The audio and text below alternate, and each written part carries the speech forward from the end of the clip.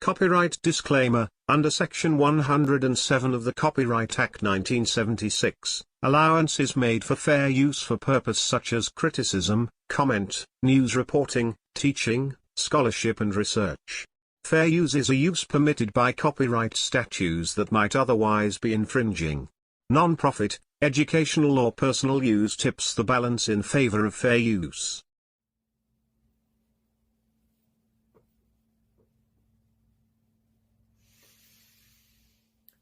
Walter, do I have to talk about this movie? Well, you technically don't have to, but it would be pretty cowardly of you to not talk about it. I mean, some people probably don't even know about this movie. But I don't wanna! If you don't, I'll force you to talk about Blue Lagoon's second and third movie. Sequel and third movie? Okay, I'll review the movie. Lisztomania is a movie. I don't really know how else to describe it, but it's a movie. Okay. I suppose I'm not being fair enough with this. So let me try breaking this down for you. Lisztomania is a 1975 British surreal biopic movie written and directed by Ken Russell about the 19th century composer Franz Liszt. If the name Ken Russell sounds familiar, it's because he's the guy who also directed Tommy, which is why the tagline for this movie is the movie that out-Tommies Tommy. The screenplay is derived in part from the book Neldia by Marie Dagout from 1848, and it's about her affair with the composer Franz Liszt. It depicts him as a flamboyant classical pop star, and it features a bunch of musicians, a main example being Roger Daltrey from The Who you may remember played Tommy in Tommy. So this is the second time that Roger was in a movie that was also directed by Ken Russell. Roger isn't the only famous musician to be in this movie. Rick Wakeman from the band Yes composed the soundtrack for the band, which included synthesizer arrangements of works by the composer Liszt and Richard Wagner. Richard Wagner who is he? He was also a famous composer, but he was also a conductor, known for his operas. Roger Daltrey and Ken Russell wrote the lyrics for the soundtrack, and of course Roger provided the vocals. But out of all of the rock celebrities who appear in this movie, Ringo Starr is the Pope! I know this looks bad, Your Holiness, but I can explain everything. Oh, please, give us your blessing. In nomine Patris et Filii Spiritus Sancti. Amen. Anyways, the term Lisztomania was coined by the German romantic literary figure Heinrich Heine to describe the massive public response to Liszt's virtuosic piano performances. At these performances, there were allegedly screaming women, and the audience sometimes was limited to standing room only. This film is unique, though, because it was the first film to use the new Adobe Stereo sound system. Good job, guys. So now that you know all this, it's time to go over the whole movie, from the plot to the production to the background. You know what I mean? Basically to everything about this musical and the reception.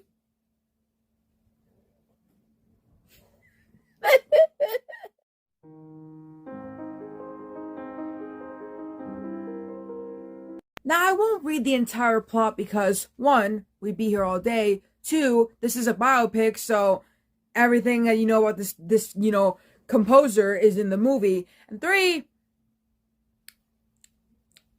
I can't think of a 3, so, yeah.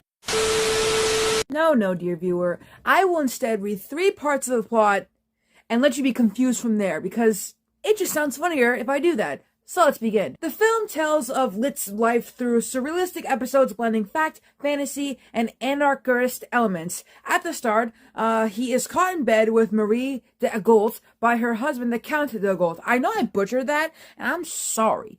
Anyways, the Count challenges Liszt to a sabre fight, but Marie begs the Count to let her share Liszt's fate. The Count's staff traps Liszt and Marie in the body of a piano and leaves it on the railroad tracks.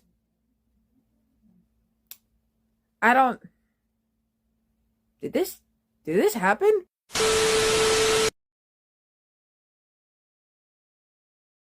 I'm gonna read further to find out what this is, and it turns out that this is a flashback triggered by the camera flash of photographers backstage before one of Liszt's concerts. Anyways, Liszt introduces Richard Wagner to his colleagues, including I'm just gonna call him Gio, Rossini, Hector Berlioz, Frederick Chopin, and Hans von Bülow. Then Liszt pays Wagner to let him perform a variation of the theme from Renzi. And that's all you need to know about that. I will now skip ahead in the plot to mention that Liszt and Carolyn, Princess Carolyn, in case you didn't know who that was, travel to the Vatican to get married after the Pope agrees to grant her a divorce from her husband. The wedding ultimately is voided by the intervention of her husband and the Tsar. A furious Carolyn threatens to write an anthology on her disagreements with the church, and Liszt joins the church as an abbé, which an abbé is a French word for an abbot, which is also the title used for a low-ranking Catholic clergy in France who are not members of religious orders. The Pope, aka Ringo, so I'm just gonna call him Ringo. Fuck it, we'll just call him Ringo. Ringo tells Franz Liszt that Wagner has married Cosmina, who was a character or whatever, and leads a devilish cult organized around his music. He orders Liszt to exorcise him and return him to the Christian faith, or else Franz will be excommunicated and his music banned. So, Franz travels to Richard Wagner's castle, where I don't think any of this is real at this point anymore. This did not happen, alright? But anyways, where Wagner and Cosmina perform a secret Nazi ritual, okay, dressed in Superman costumes. Let's just skip it.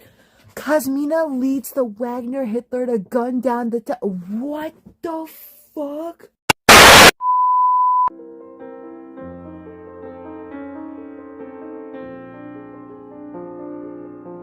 The background behind this production is actually a bit more interesting than I thought it would be.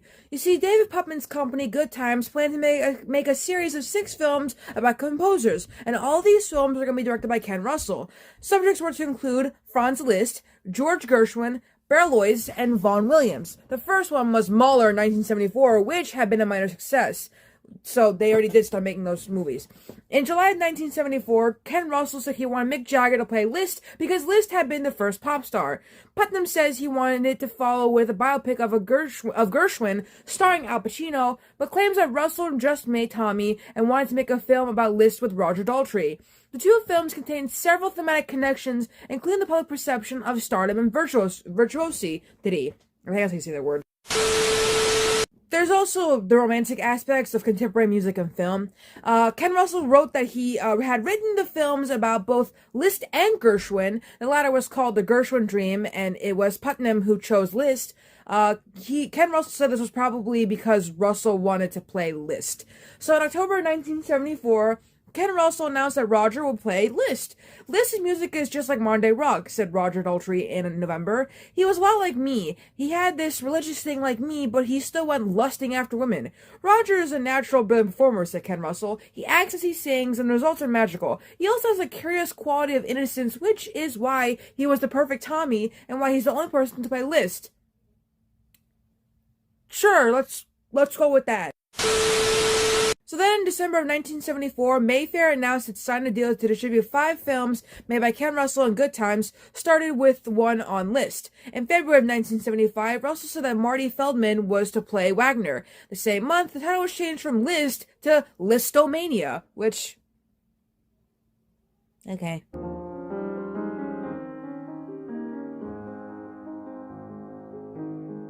Before we move on to the reception, like the box office and critical reception or whatever, it's important to go over the production notes. One of the notes saying that the problem was Ken Russell, never finished his screenplay, and frankly, he just seemed to go off his rocker. Russell said that he was most intrigued by Liszt's relationship with Wagner, but Putnam was more at home at a pop rock concert than in the concert hall. He threw out my first script for being too straight and urged me to write another emphasizing the pop element. That's exactly what Putnam said about Ken Russell in the screenplay. Some press material claimed that Russell's script was 57 pages, and Russell later wrote that I was playing Trilby to Putnam's, Svengali. He claims it was Putnam who suggested Ringo started to play the Pope and got Rick Wakeman to do the music, and he also suggested Russell to go anamorphic, which is the cinematography technique of shooting a widescreen picture on a standard 35 mm film or other visual recording media with a non-widescreen native aspect ratio, which is why when I was using footage of the trailer, it looked really weird. This part's really funny to me, but apparently Roger Daltrey said that he found the part difficult because he had no lines in Tommy and could not play the piano. That is so funny. Putnam said that the film was rocketing over budget, and every time he got back from raising money, the budget had gone up again. He did his best, but it was a nightmare, impossible to keep up with. Sandy Lieberson of Good Times said that Ken Russell went off the deep end, forcing Lieberson and Putnam to put their own money into the film. The film's going to be like Tom Jones riding the Blazing Saddles, said Ken Russell. And well, he was wrong.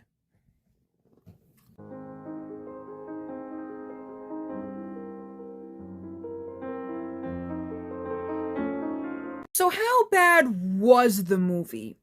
Well, do you remember when I said that Good Time Enterprises planned to make a bunch of other movies with Ken Russell about the composers?